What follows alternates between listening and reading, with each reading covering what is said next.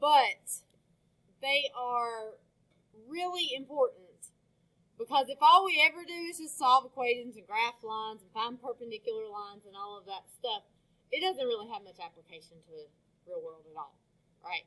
So we have to do that stuff so that we can learn the mechanics of how math works. But if we don't ever apply it to anything, it doesn't matter. And so I have tried to come up with some sort of real world situations. Understand you guys are still in the 9th grade, and this is Foundations of Math 1. Some of these are still sort of like concocted situations that might not be so real world. The reason that is because real world stuff is a little more complex than we're able to deal with the level of math that we know right now.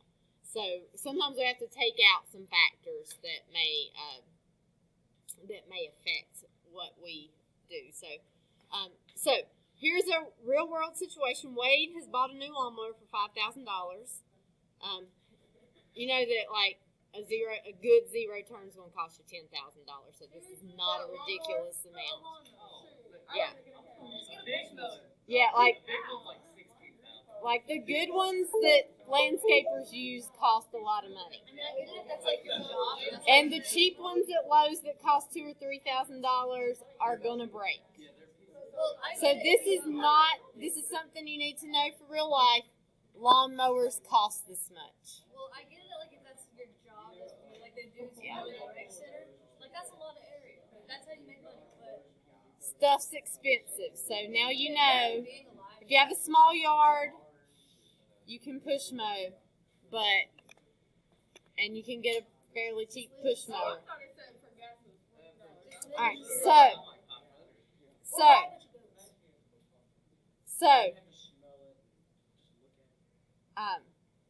so after he has bought this lawnmower, after accounting for gas, because he should do that, I did not specifically say how much gas was going to be or anything, and this of course changes from time to time. Right now it's going up and up and up.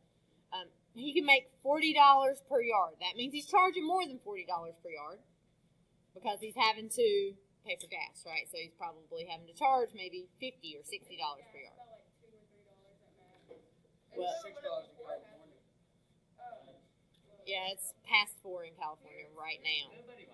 It's right around 3 right now. That's why nobody lives in California. No, there's wildfire in there. All right, so, but right now it's right around 3, a little under 3, but it's been going up quickly. All right, so the function P of n, that really, I'm gonna hit enter right here so that'll go to the next line there. I should have done that first. Oh, sorry. There we go. All right. Gives the profit that Wade makes for mowing in yards. So right now, the ones we're looking at first, they gave you the equation. You don't have to write the equation. So all this information at the beginning, it ends up in this equation right here. So eventually we're going to have to write our own equations too, but right now we're not. 40 is the amount he's making per yard. 5,000. Notice it's minus 5,000 because he had to pay that for the lawnmower. So, but we don't have to write the equation for this. So when you read a question like this, and they put a lot of these on the final Math 1 exam, we're using that equation right there to answer our question. We're probably not using this information up here at the top. All right, so that's background information, but this is what we're going to use. So this gives the profit that Wade makes for mowing in yards. We want to know how much money will Wade make after he mows 80 yards. So it's really important. I want you to do this on every problem. I need to know what N and P of N stand for here. So what does N stand for?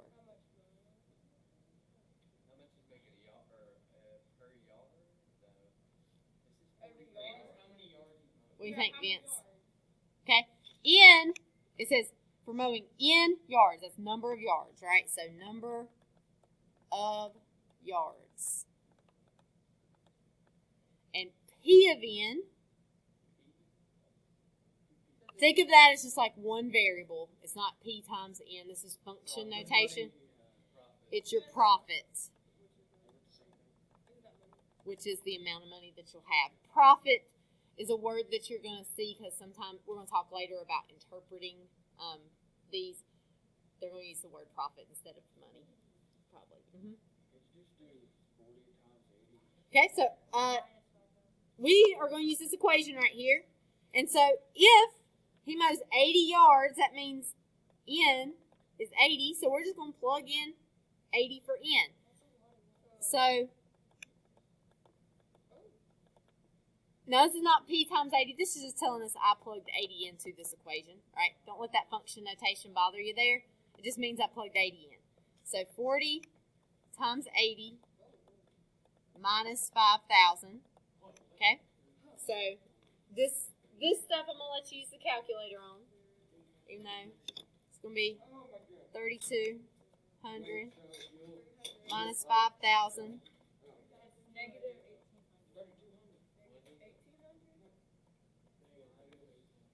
Negative 1,800. So he makes negative 1,000. So he didn't make any money. He's still in the hole. He's got to mow more yards than 80 yards, right? I know. So he's really not making money by mowing all those people's yards. He's just paying off. So people have paid him $3,200, but the mower cost him $5,000, right? So it caught him in debt. Okay. So he still hasn't paid for his mower yet. If he only, yeah. Well, this accounts for gas in that, like, the people are probably actually paying him $50. So Wade is going to have to mow some more yards. All right, let's say that Wade's goal for this summer is to make $3,000. Okay? So 3,000. Okay? So I want to know how many yards he has to mow to make $3,000. So I could guess and check, but that will take a long time. What do you think, Jada?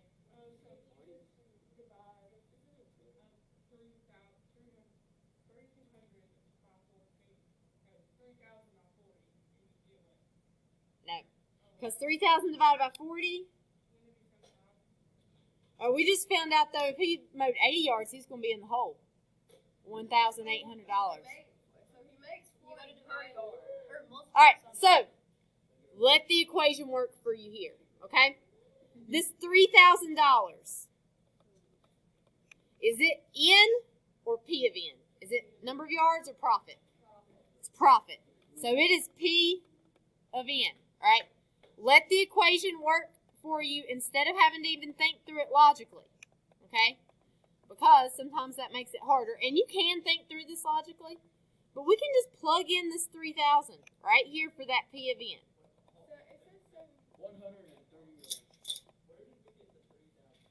From the problem, it says how many yards must Wade mow in order to make a profit of 3,000. He's been acting like this since first period. Okay. So, if I plug in that 3,000 where that P of N is, then Vince, what have I got to do to solve it? Subtract 5,000. Not subtract. No, you add. My bad. You're trying to get it to Add 5,000. 8,000 equals 40 N. Divide by 40. That's a lot of yards just to pay off his Hold up. Wait, that's not even paying off his lawnmower. No, it pays off the lawnmower and he makes $3,000. Wait, $3,000 for a $5,000 lawnmower. Wow. Wait, Well, what's happening here is he actually makes $8,000. But he has an income of $8,000, but he had to pay $5,000 for the lawnmower. Just don't buy lawnmowers because being alive. So 200 That's just putting you in debt. yards. Everything you buy. But like whenever you're starting a business, that is a big factor you must think about. Because like landscaping is still relatively inexpensive to get into. Like $5,000 for a used zero-turn lawnmower and probably get you a couple weed eaters. That's not that expensive in terms of businesses, right? Because Thank God By any chance. If you have the cheapest lawnmower, it is going to break, and you are not going to be able to mow anybody's yard. so,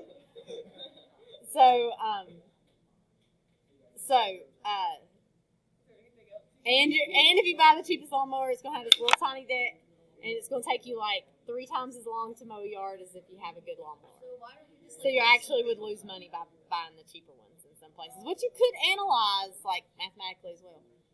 But Well, doesn't it depend who's selling it to you? Because they can lower the price. It could be lower. Not really. Most people Some say people do lower their price. not that much. Where I Go over to prices and see what kind of deal they'll catch you on a zero turn. brother found the car he wants finally, and I don't really like it, but he wants it. And he was like, okay, I'll give you the guy was like, give me $7,000 for it. And he was like, no. How about 3,000? And the guy was like, no. 4,000. The guy's, I think he just wants to get rid of the car because 4,000 for 7,000 starting Yeah. prices. Did you use a car? Yeah, usually people do not come down that It's a much. 1977. All right, so this is something to think about. Whenever you're thinking about starting a business, there's a lot of costs involved for this. What about lemonade? Another thing you have to consider if you have a landscaping business, as you're using that lawnmower, lawnmowers don't last forever. So eventually you're going to have to buy another lawnmower. So like if you're planning well for a business, you would sort of consider that in your business that I'm going to have to buy another $5,000 lawnmower in 3 years at this rate. So you would have to plan for that, because if you don't, then you may not have the money to cover it. So. What type of business do you have to be able to write taxes off on stuff? Is that just any You just have any business, but you have to be like, open a company? you have to have it set up as a business. Yeah. Don't you have to Like if you go mow your neighbor's yard and they pay you $50, you don't have that set up as a business, but if you have your company set up as a business, then you can write things off on taxes. But writing things off on taxes does not mean the government pays you back for what you spent. It's like it takes away from what you have made. So it's just a percent.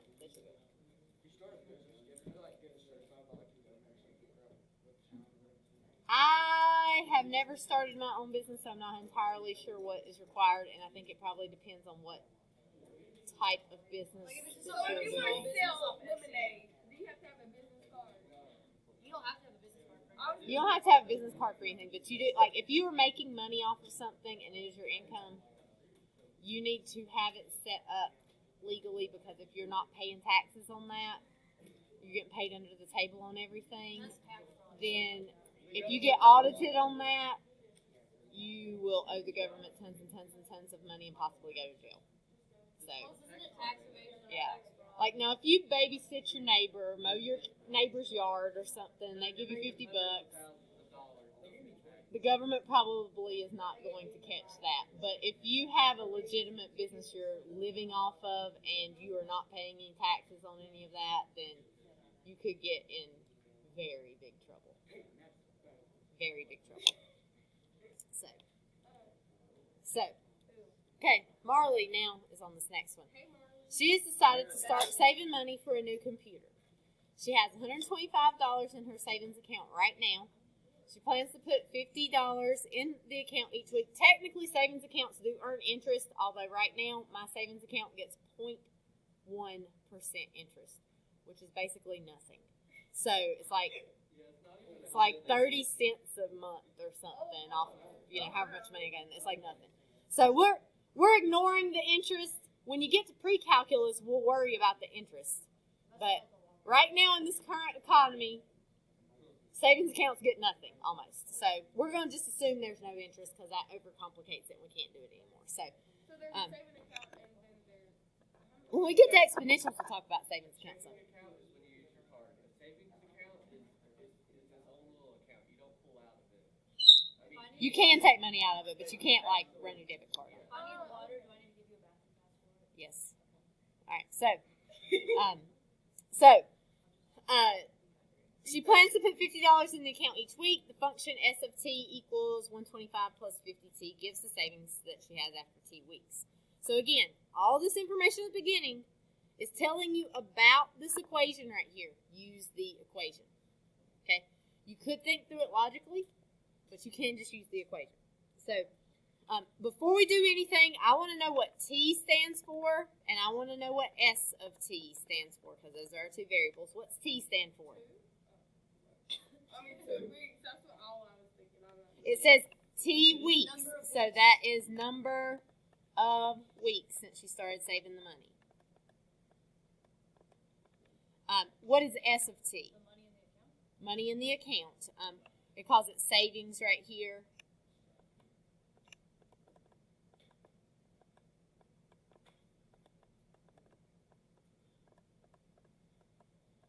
Okay, so when we're using our equation, if we know a number of weeks, we want to put it where T is at. If we want to know the savings, we put it where S of T is at. So let's read this question and decide what we should do.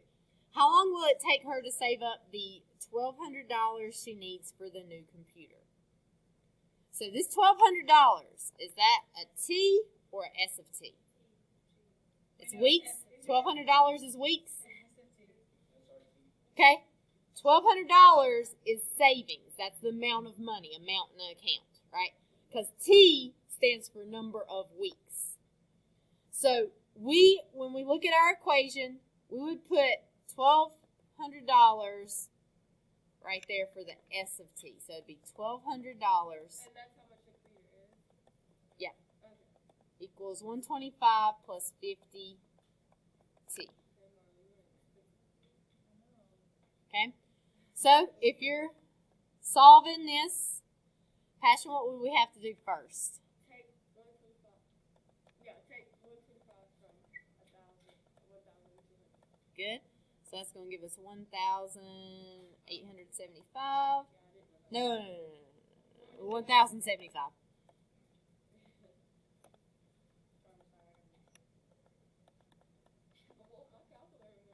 Okay? Then what would we do, Passion?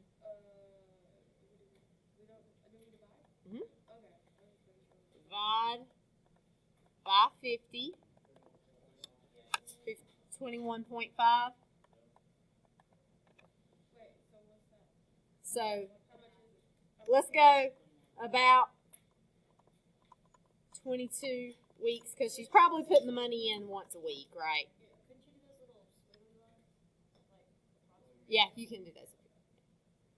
So about 22 weeks. It'd make most sense in this case to round to the nearest week, because she's probably only putting the money in once a week. She's probably not putting a few dollars per day. So.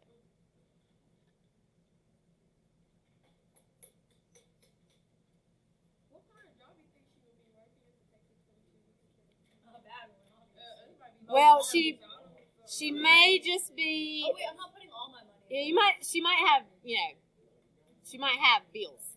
Oh, okay, that makes more sense. Yeah. Or she might not have a job, and this might just be like money she makes babysitting, or money she makes, I make a lot of money babysitting. I make $85 every time I babysit 2 kids.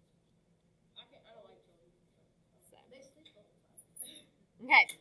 All right. If Marley decides not to buy the computer and just keep saving, how much money will she have after 2 years? Oh, that's gonna be a lot.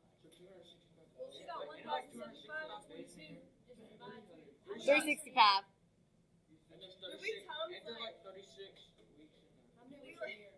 So if it's All right. So, if it's 22 all right. weeks, you like times it by the Okay. So our T stands for weeks here, right? So 2 years is not our savings. It's our time, but T stands for weeks. So first thing we need to do, 2 years times 52 weeks per year is going to give us 104 weeks. So instead of plugging in 2, because that would be only like 2 weeks, we need to plug in 104. And this is going to be a T here. So S of T is going to equal 125 plus 50 times 104. And if you guys do that in your calculator for me, what do we get? 5,000 what? $325.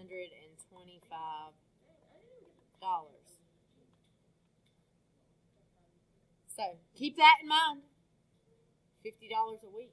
If you have a lot of times as a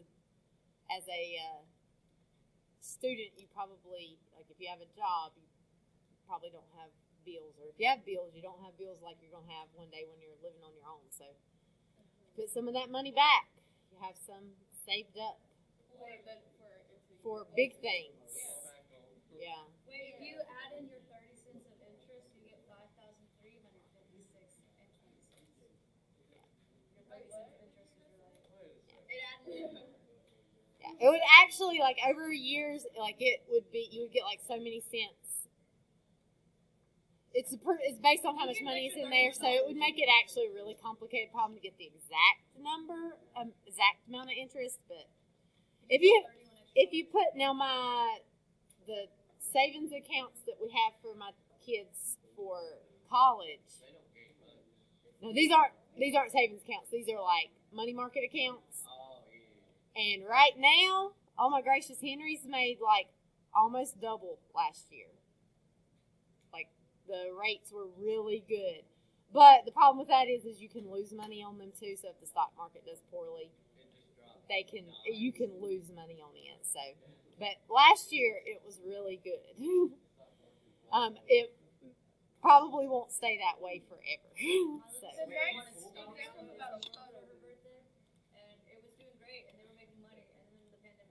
What's that? My little sister asked for stocks for her 7th Uh-huh. birthday from Disney World for some reason. Oh, And it was yeah. doing great, and they were making lots of money, and then the pandemic happened. Then Hold on. If she holds on to him, it might still I think come they're back. making a little bit more. Yeah. When it did happen, they were making. Yeah, because Disney World was not something good to have stock in. It was going good for a year. Yeah. Wait, you put money on their account? Huh? The account, you pull them out or no? Yeah, you can sell the stock, which is basically like pulling money out. That's what they were gonna do, and then they were like, If well, they're high now, I'd tell it's gonna go. It is good to buy. I mean, it's good to buy stocks when they're low and sell them when they're high. The problem is you don't know if they're as low as they're going to go, or you don't know how high they're going to be. can't you lose money on stocks? Yes. Typically, what is the safer option than just buying stock is like those accounts that we have for the kids are like mutual funds, so they have like a lot of different stocks together, and so like it's like tons of stocks. I don't even know what stocks are in I know there's like that. Apple, So GameStop, so their stocks were crazy.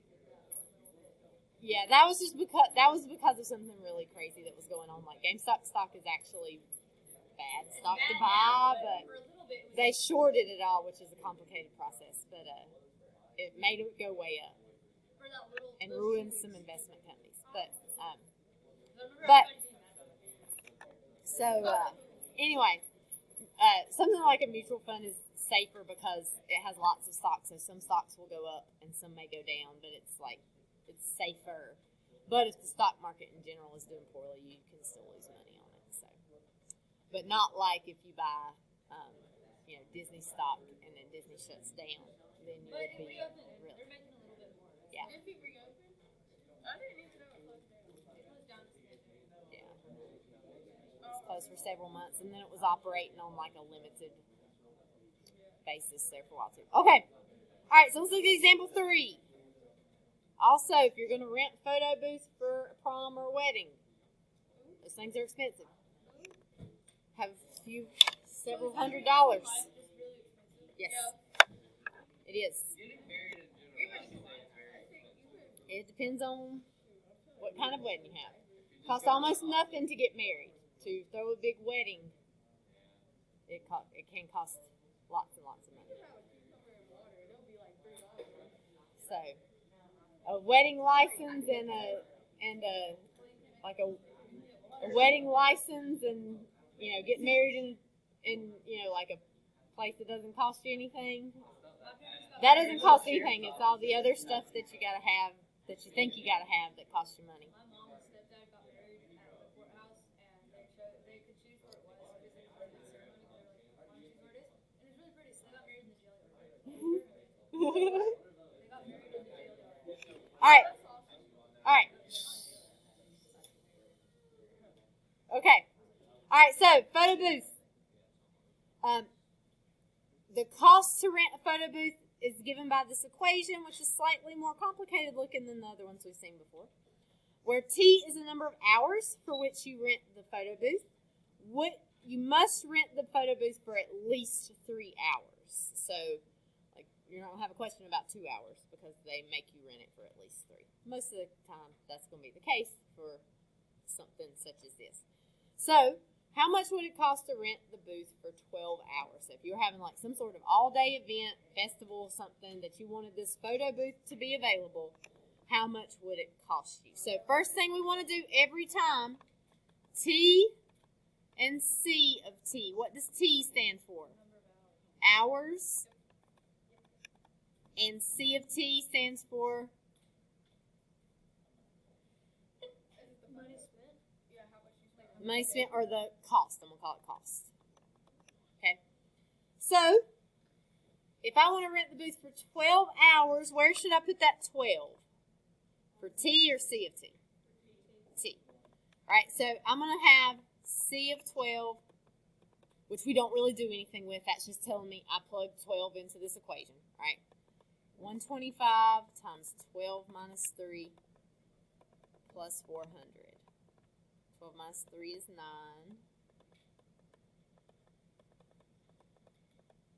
And you can just do that in your calculator.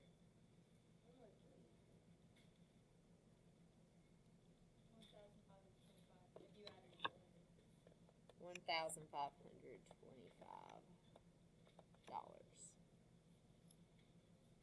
Wait, does it cost money to use the photo booth? Because then they can make some of that. Typically, when I've done for prom before, everything's included, so it doesn't matter how many like pictures are taken. So that's how much for 12 hours. I've never rented one for 12 hours, and I don't know what it would cost for that. But How much? for prom, it's like cheapest I've ever found is $600 for like 3 hours. I guess prom's like a big deal. I'll take, yeah, that's what I'm saying. That don't cost nothing. Take your phone. Take a picture, get your mom to take me a picture before you leave. All right, so all right, if you have budgeted $1,000 for the photo booth for an all-day event, what is the maximum number of hours for which you can rent the photo booth? So this time we got 1,000. Where should we put it for the equation? C of T. So we're going to have 1,000 equals 125 times T minus 3 plus 400. Now this one's going to be a little bit tougher to solve. So what do you do, how would you do the T minus 3 thing? That's the only thing I would probably just distribute it. Okay. You could do it a different way, but I would probably just distribute it. Well, if it's only 3 $375. hours, it's gonna have to be like something a little lower to figure out. All right. So So then, okay, so you get 125 T minus 375, and then plus 4,000. Wait, can't you 400. combine like terms right there? combine your like terms. What if it's negative 375 plus 400 is 375? Negative 375 plus 400 is going to give you positive 25. All right, let's keep going. So do you take 25 from 1,000? Yep. Okay. 975. Okay. And then do you divide? Or no? Yep. Okay.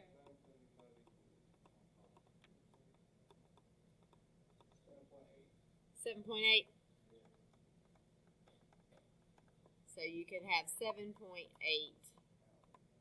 hours. If they only allow, it didn't say in this problem, but if they only allow like 1 hour increments, which a lot of times they will, then you'd have to go 7 because you don't have enough money to go 8 because 8 would cost a little more than $1,000.